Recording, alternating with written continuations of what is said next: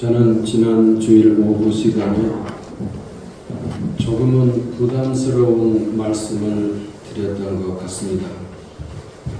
그것은 다름 아니고 사람은 바뀌지 않는다는 내용이었습니다. 에스라와 함께 바벨론 포로지에서 돌아온 그들 명단을 보면서 말하는 가운데 했던 내용입니다. 과연 그러하다면 우리의 신앙생활은 도대체 무엇을 위함일까? 그렇게 생각하게 됩니다. 오늘은 이 내용을 모세와 연결해서 보려고 합니다. 첫째는 질문입니다. 앞서 질문을 더 생각해 보는 것입니다. 사람이 바뀌지 않는다면 우리가 가는 신앙생활의 목표는 도대체 어디란 말일까? 성경은 곳곳에서 회개하도록 일깨우고 하나님께서는 그렇게 사람을 새롭게 빚으시지 않습니까? 이사야서 65장 17절 보라 내가 새 하늘과 새 땅을 창조하나니 이전 것은 기억되거나 마음에 생각나지 아니할 것이라 말씀합니다.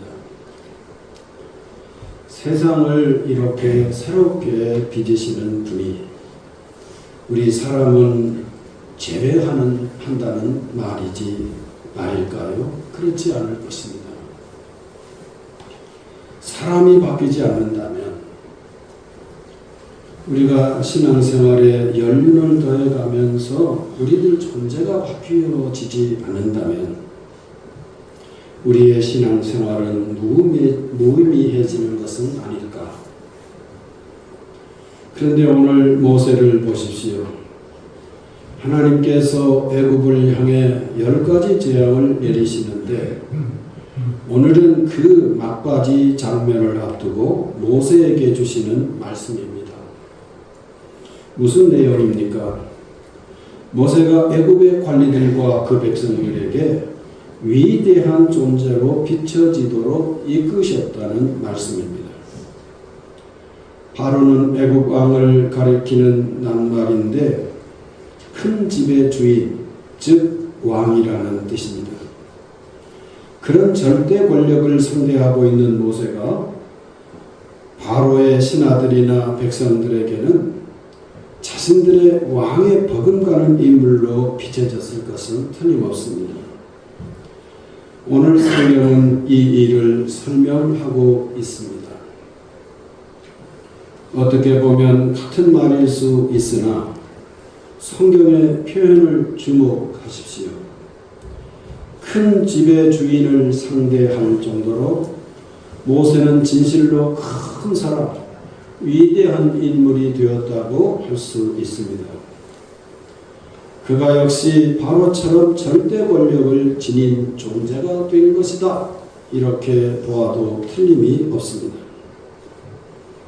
얼마 전까지도 한낱 양치기에 불과했던 모세가 지금은 온 세상을 호령하는 그야말로 절대 권력자 앞에서 이제는 제국 전체를 파국으로 몰아갈 그 일은 무엇입니까?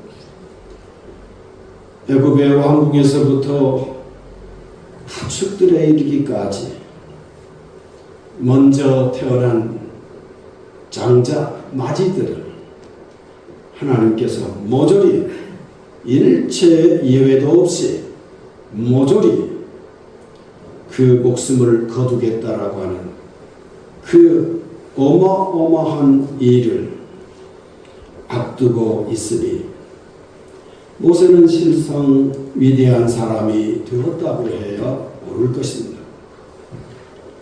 그러나 성도님들, 성경은 무엇라고 말합니까? 그가 그야말로 위대한 사람이 된 것이 아니라는 것입니다. 그 신하들 백성들의 눈에 그렇게 비춰졌을 뿐이라고 말씀한다는 점입니다. 나아가 그 존재를 그렇게 보이도록 한 분이 계시는데 그분이 바로 하나님이시라고 증거한다는 점입니다. 무슨 말입니까? 모세는 실상 한낱 히브리 사람들의 보통의 존재일 뿐이고 시대를 주도적으로 이끌어가는 그런 영웅은 아니라는 그런 말씀이 되겠습니다. 인간으로서는 하나님의 부르심에 거듭 주저했던 사람이고 실제로 구별도 능하지 못한 조금 우리가 쓰지 않는 한자말로 표현한다면 그야말로 필부에 불과한 그런 존재였다는 말입니다. 그렇지만 지금은 천하의 1인자 바로를 상대하되 최후의 일격을 준비하는 입장에 있으니 그를 향해 신하들과 백성들이 모세를 남다르게 보는 건 당연하다고 느껴집니다. 그리고 성경은 이런 일이 하나님으로 말미암아 된 일이라고 말합니다. 그런 점에서 오늘 우리가 보고 있는 출애굽기 11장 3절 성도 여러분 두고두고 기억해야 할 특별하고도 특별한 구절이라고 믿습니다. 이 내용은 오래 믿어도 사람이 바뀌지 않는다고 중얼거리는 우리에게 우리 하나님께서 주시는 위로의 말씀이라고 저는 생각합니다. 사람의 본질은 바뀌지 않지만 하나님께서는 그런 존재를 위대하게 보이도록 하시어 주의 일을 감당하게 하신다는 점, 저 위대한 사람을 통해서 보여주시는 하나님의 각별한 말씀이라고 믿습니다. 둘째, 바울입니다. 일이 이러함에도 불구하고 사실 우리들은 질문을 거두지 않습니다. 바울이 있지 않습니까? 바울은 본성이 바뀐 경우가 아닙니까? 그는 실로 사울에서 바울이라는 이름으로 바뀌듯 그 존재가 뿌리에서부터 바뀐 그런 경우가 아닙니까? 도대체 신앙생활의 효용성은 무엇입니까? 우리가 시간을 바치고 때로는 물질도 바치고 그리고 버거운 교우 관계를 감당하면서 신앙생활을 하는데 그 신앙생활의 목표가 이렇게 바뀌는 것이 아니라면 도대체 신앙생활의 의미가 무엇입니까? 바울 사도는 바뀐 경우가 아닙니까? 감히 제가 바울 사도처럼 그런 존재라고 생각하지는 못하지만 그러나 신앙생활을 잘 감당하면 이렇게 되는 경우도 있지 않습니까? 이렇게 우리는 거듭거듭 질문을 이렇게 거두지 않고 또 질문이 깊어가는 것 같습니다. 예, 실상 그런 것 같습니다. 바울 사도를 보면 그런 것도 같습니다. 그도 자신을 예수님 안에서 빚어진 새로운 피조물이라고까지 말하지 않습니까? 고린도후서 5장 17절 그런즉 누구든지 그리스도 안에 있으면 새로운 피조물이라 이전 것은 지나갔으니 보라 새 것이 되었도다 라고 그는 감격에 겨워 증거합니다. 그러나 성도 여러분, 그가 이런 말도 했지만 또 다른 말도 했음을 기억할 필요가 있습니다.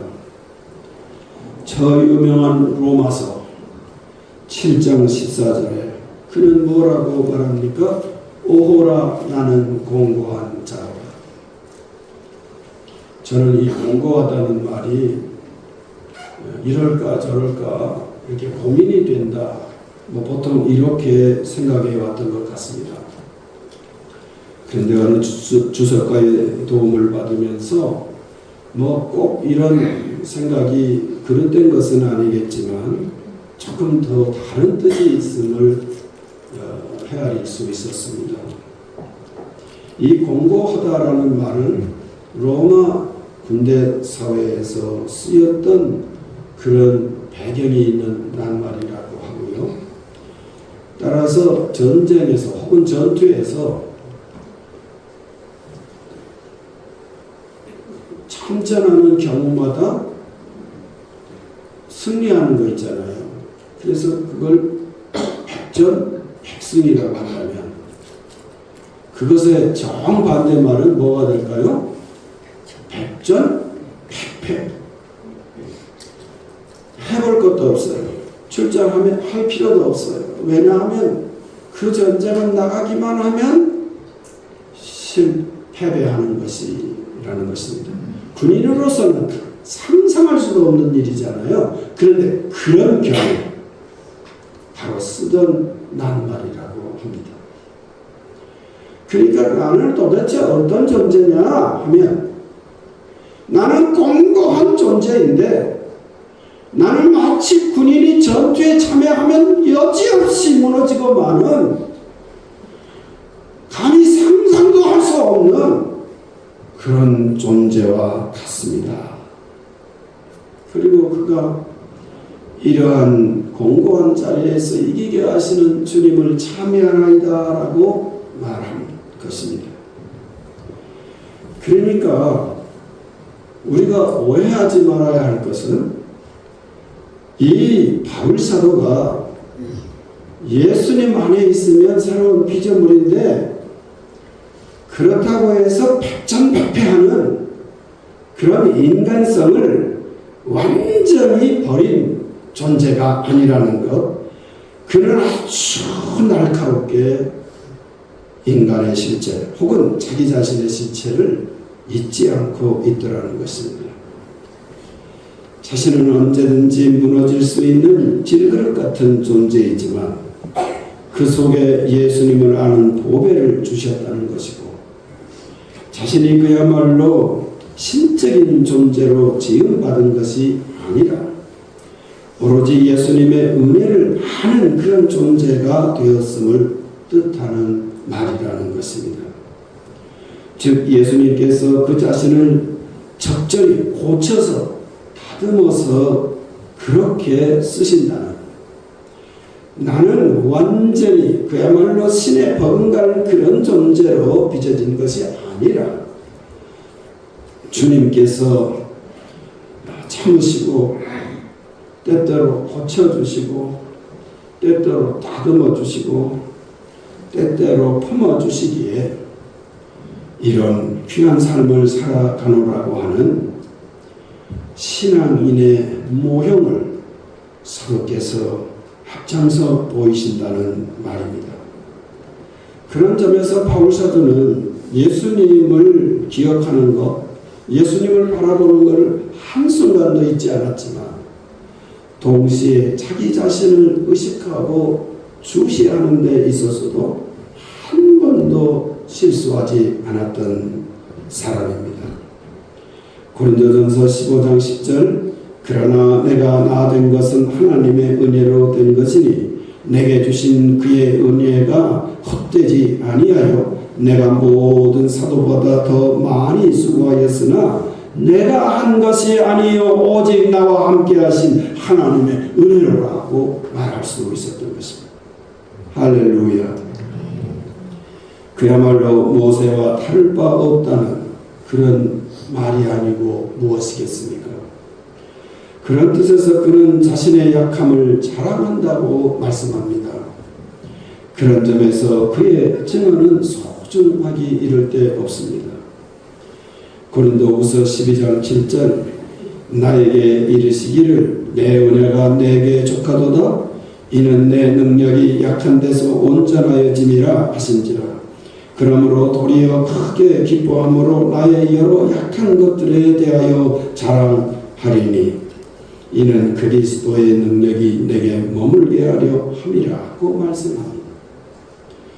그는 사실상 여러 약함을 지닌 한낱 사람이지만 은혜로서 사도의 직임을 감당하느라고 하는 사실상 자신은 제2의 모세라는 그런 뜻이 되겠습니다. 성도 여러분, 제가 이제 비로소 목사가 된 것 같습니다. 철이 드는 것 같다, 그 말입니다. 철 들면 뭐라고요? 망령이라고 하기는 좀 그러니까 끝날 때가 된 것 같습니다. 철 드니까 끝날 것. 보통 목회자들은 목회 그 현실에 임하면서 기백이 충만합니다. 교인들을 바꾸리라. 게으른 자들은 부지런하게 하고 열심히 없는 자들은 열심을 회복시키고 참여하지 못하는 분들은 참여하게 하고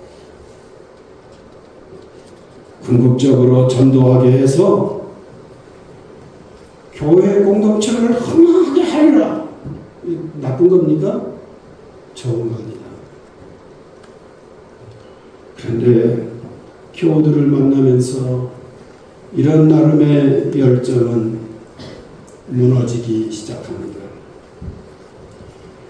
바꾸려고 하면 바꾸려고 할수록 이상하게 저항이 생겨요.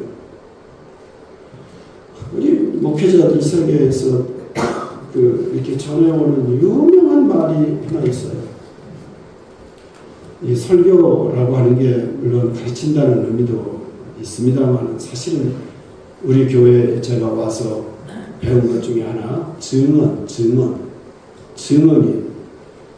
참 우리 교우들이 참 식견이 좋기도 하고 높다 그런 생각을 하고 저도 증언이라는 쪽에 좀 무게를 둡니다. 설교보다는.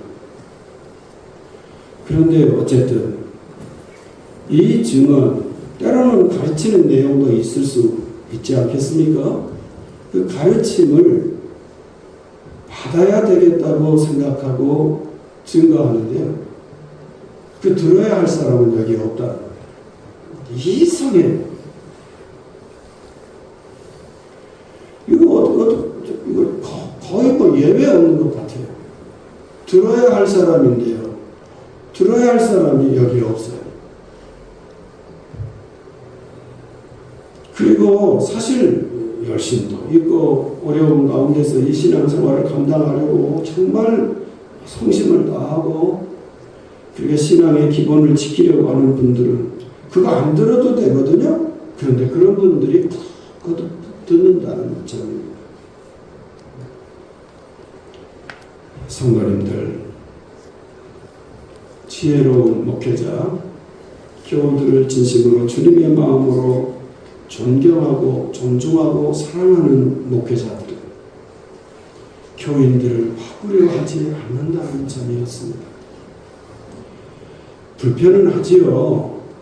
그렇지만 그분들을 있는 그대로 받아들이려 애쓰고 그리고 그분들을 바꾸어서 쓰시는 주님께 그분들을 올려드리려고 한없이 기도의 수고를 감당하더라는 것입니다. 근데 저조차도요, 그 기도의 수고를 감당하기보다는 왜 안 바뀌어? 왜 안 바뀌는 거야? 도대체 금방 돌아보면 할 수 있는 것인데 왜 안 바꿔지는 거야? 이렇게 흥분하면서 그렇게 시간을 낭비했던 것 같습니다. 바울 사도는 헬라 신화에 나오는 신적인 존재로 변화된 것이 아니라 그는 여전히 인간성을 지닌 약한 것들에 둘러싸여 있는 그런 존재임을 그는 고백하였고 그리고 그는 자기를 틀어서 쓰시는 고쳐서 쓰시는 자기를 품으시는 예수님의 면전에 그래서 예수 안에서 그리스도 안에서 거듭 안에서라는 말을 바울 사도의 이 소신을 대하면 저희들이 헤아릴 수 없이 듣게 되면 그런 경우라고 하겠습니다. 셋째, 주님의 나라입니다. 예수님은 씨 뿌리는 비유를 베푸셨고 마태, 마가, 누가는 이것을 모두 다 담아 주심으로써 예수님의 이 비유가 얼마나 중요한 비유인지를 우리로 짐작하게 합니다. 우리들 모두는 따라서 예수님의 이 비유, 다른 것은 혹시 기억하지 못할지라도 밭주인이 씨를 뿌리러 밭에 나가서 뿌리는데 때로는 길가에, 때로는 돌밭에, 때로는 가시덤불에, 그리고 옥토에도 어떻게 보면 정신없이 뿌린다는 그런 말씀입니다. 아마 제자들도 이 비유의 말씀은 낯설었을 것으로 주님은 여기신 것 같고, 그래서 그 비유를 친히 해설해 주시고 해석해 주시는 그런 경우 흔치 않은데 바로 그런 해석해 주시는 경우입니다. 길가는 깨닫지 못하는 경우이고 돌밭은 환난에 무너지는 경우이고 가시떨기는 염려와 유혹으로 무너지는 경우라고 말씀하시고 옥토 좋은 땅은 깨닫는 자라고 다른 복음서에 의하면 그것을 몸으로 살아내는 존재라고 말씀합니다. 이 독특한 내용, 주님께서 친히 설명하시는 이 독특한 비유는 저에게는 그럼에도 불구하고 한없이 낯섭니다. 주님께서 풀어주셨음에도 불구하고 이 비유는 뭔가 낯설다는 것입니다. 그리고 우리 교회 여러분도 저처럼 생각하신 경우가 있을 것 같습니다. 만약 밭에 돌이 있다면 우리들 같으면 돌을 파내잖아요. 제주도 가면 돌담이 많은 것을 보게 되는데요. 그것은 밭에서 캐낸 돌들을 쌓아놓은 그런 결과물이라고 하지 않습니까? 그러면 주님께서 얘들아 돌을 파내라 이렇게 말씀하실 것 같잖아요. 가시떨기가 있다면 우리는 밭에 한 폭이라도 그것이 있으면 안 된다 생각하고 그것을 파내지 않습니까? 그래서 밭을 균형 있게 가꾸지 않습니까? 그런데 이상하게도 주님은 그런 말씀은 일체 없어요. 그리고 이 밭의 네 종류만 언급하셔요. 그리고 인생의 여러 경우에 적용하셔요. 왜 그러실까? 헤아려 보고 두 가지 요인을 생각했습니다. 첫째는 이 비유가 천국의 비유이기 때문이고, 둘째는 이 비유가 우리들 누구 다른 사람들을 하는 것이 아니라 우리들 자신에게 해당하는 말씀이기 때문이라는 것입니다.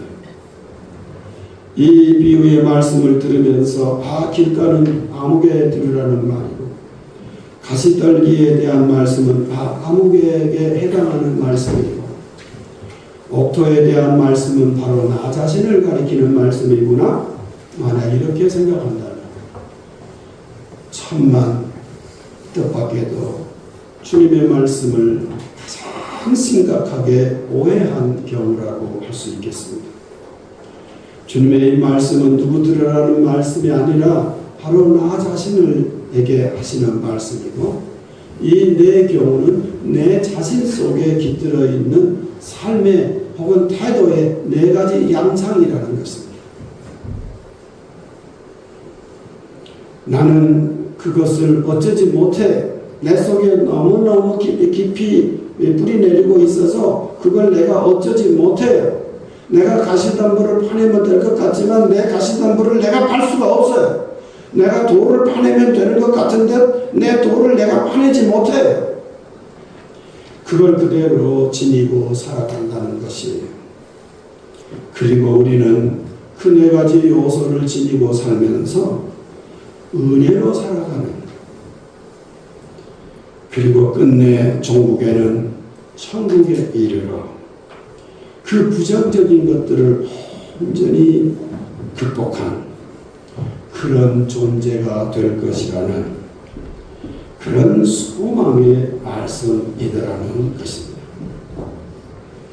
내 속에는 어쩌지 못하는 그늘이 있지만 주님의 은혜 가운데 때로는 100배, 때로는 60배, 때로는 30배로 결실할 수 있음을 기억하면서 저 궁극적 소망의 나라인 하늘나라 천국을 소망하는 말씀으로 읽도록 눈썰미 좋은 주석가들은 조언하고 있었습니다. 돌아보면 어떻게 내가 이 정도라도 살 수 있었을까? 내가 어떻게 이런 존재인데 내가 어떻게 이렇게 창조적으로 살아왔을까? 내가 이런 행운을 누리는데 도대체 이것은 내 속에서 솟아난 것인가? 신앙 좋은 우리들은 아니, 그렇지 않구나. 나는 여전히 가시나 목덜기가 있고 때로는 딱딱하고 때로는 돌 같지만 은혜를 끼치셔서 이렇게나 살아올 수 있었구나. 이렇게 말할 수 있게 되더라는 것입니다. 성도 여러분, 우리는 종종 지금 여기라는 말을 하곤 합니다. 우리 중에 지금 여기라는 말이 라틴 수거에서 온 말이라는 걸 하시는 분들도 있을 것 같습니다. 사람들에게 있어서, 저 라틴계 사람들에게 있어서 뭐 이렇게 저렇게 우리처럼, 우리도 그러한 것처럼 많은 생각들을 했을 것이고, 그런데 진짜 중요한 게 있더라. 그것은 지금이라는 시간과 여기라고 하는 현장이 진짜 중요하더라. 그래서 만들어진 수고인 것 같습니다. 지혜로운 사람들은 그들이 만들어 놓은 이 말을 역시 소중히 여기고 두리번거리지 않으면서 지금 여기를 주시라고 뜨겁게 살아갈 줄 믿습니다.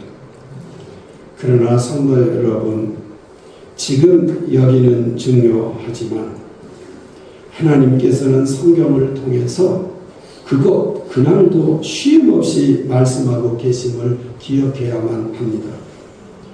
모세를 통하여서 혹은 바울사도를 통해서 일깨워 주시고 계십니다. 그리고 우리 예수님은 이 내용을 결정적으로 확인해 주시는 것입니다. 예수님은 옹성회를 통해 이 비유를 통해 이것을 증거하셨고, 지금은 어린 양 보좌에서 이를 성령님의 역사하심으로써 지속해 가십니다.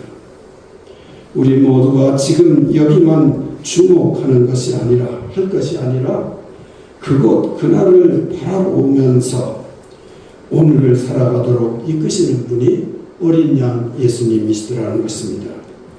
요한계시록 22장 3절, 다시 저주가 없으며 하나님과 그 어린 양의 보좌가 그 가운데 있으리니 그의 종들이 그를 섬기며 5절, 그들이 세세토록 왕 노릇하리로다 라고 비전을 보이십니다.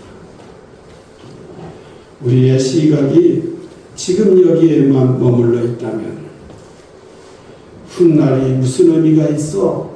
지금 여기서 그게 삶의 어떤 몫이든지 그것을 감당하면 그것으로 좋게 이러는 이들이 있다면 세세토록 왕노릇 하도록 하신 하나님과 그 어린 양의 역사하심을 놓치는 일이 될 것입니다. 고린도전서 13장 9절 이하입니다. 우리는 부분적으로 알고 부분적으로 예언하니 온전한 것이 올 때에는 부분적으로 하던 것이 패하리라. 우리는 우리가 지금은 거울로 보는 것 같이 희미하나 그때에는 얼굴과 얼굴을 대하여 볼 것이요 라고 말씀합니다. 지금은 이렇듯 우리들의 삶은 잠정적이지만 그때에는 우리들의 개성이 빛날 것이고 그것은 전체와의 화음으로 또 빛날 것입니다. 우리들이 지닌 개성은 이 땅에서 아무리 그것이 좋은 개성이라 할지라도 이웃에게 부담이 되는 것을 경험할 때가 많습니다. 그러나 우리의 개성은 주님의 나라에서 온전히 빛나게 될 것이고 그리고 그 나의 개성 때문에 이웃의 개성이 손상되지 않고 오히려 그 이웃의 개성과 함께 어우러져 거룩한 화음을 일으키시고 그래서 성도님들 요한계시록을 보면 하나님의 나라에서는 독창이 없습니다. 오늘 제가 우리 찬양대 찬양에 공감하고 감동을 받았는데 성도 여러분은 어떠셨습니까? 우리 이춘희 권사님 옆에 우리 두 분 오셨는데요. 그냥 쉬운 말로 합시다. 우리 찬양대도 그런 대로 잘했어요? 못했어요? 잘했습니다. 잘했습니까? 네.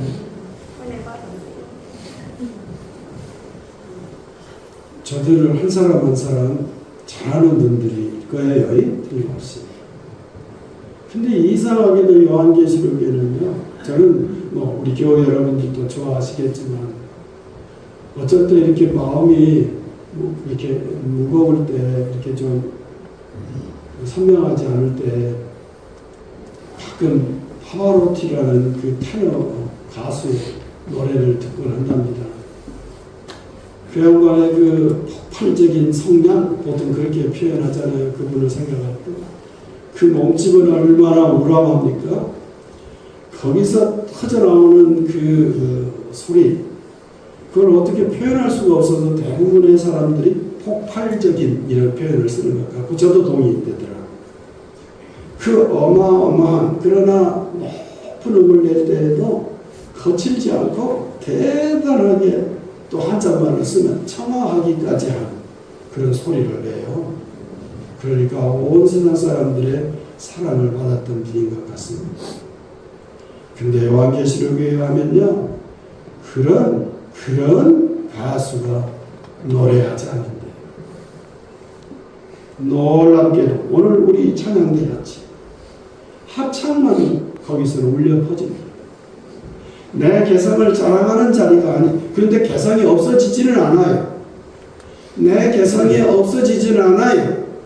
이 땅에서는 내 개성 때문에 나는 만족할지 몰라도 그야말로 이웃이 만족하지 않을 때도 있어요. 그래서 충돌이 있고 불편이 생기고 불안해요. 그 개성 때문에 목회자들은 한없이 좌절해요. 왜 그렇게 바뀌어지지 않는가? 왜 교인들은 바뀌어지지 않는가? 우리 교단은 참 좋은 교단이라고 믿습니다. 어려운 때 우리 교단에 꽉 찰 줄 알았어요. 그런데 세상에 서울에 가면 꽉 찬 교회는 우리 교단하고 아주 다른 교단에 꽉 차.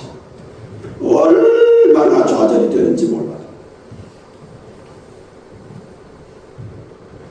우리의 개성은 이 땅에서 완전하지 않습니다. 근데 주님의 나라에 주님의 품 안에서 그 개성은 훨씬 빛나는 그 빛나는 개성이 누군가에게 상처를 주지 않는 거룩한 화음으로 빛나게 되는 어찌 우리가 그 나라를 소망하지 않고 이 땅만 보고 살아가야겠습니까? 성도 여러분, 저 거룩한 합창으로 빛나는 새하늘 새 땅 새 예루살렘을 상상하면서 그 나라를 기다리고 악모하는 성도의 길을 가시기를 주님의 이름으로 부탁합니다. 오셨던 분이, 오실 분이 우리 모든 성도에게 이와 같은 비전 충만하게 허락하실 줄 믿습니다.